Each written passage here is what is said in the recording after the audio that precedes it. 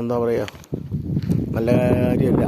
അതൊക്കെ ഷൂട്ട് ചെയ്ത് ഈ പ്രദേശമൊക്കെ കാണണം.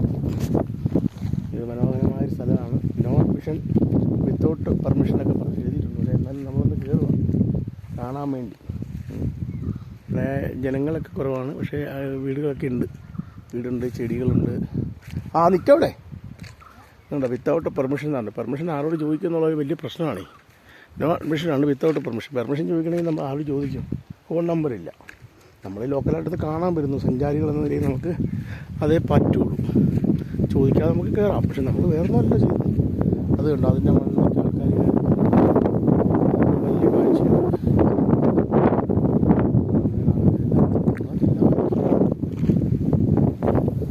നിൽക്കവിടെ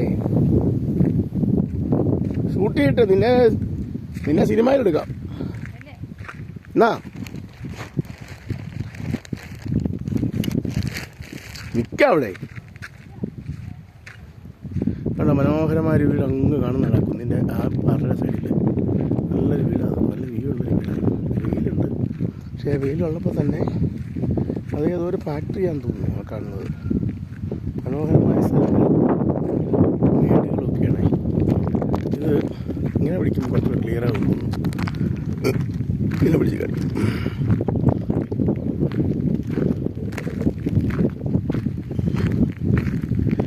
ഭയങ്കര ചൂടാണ്. നമ്മൾ ചൂട് അറിയത്തില്ല, കാരണം കാറ്റുണ്ട് നല്ല രീതിയിൽ. ഉച്ചയ്ക്ക് 1 മണിയാകുന്ന സമയമായി. പക്ഷെ നമുക്ക് ഈ കാറ്റുള്ളതുകൊണ്ട് സംസാരത്തിൽ നിന്ന് നിങ്ങൾക്ക് അറിയാൻ പറ്റും. കാറ്റ് നമ്മുടെ സംസാരത്തെ പോലും തടസ്സപ്പെടുന്ന രീതിയിൽ കാറ്റാണുള്ളത്.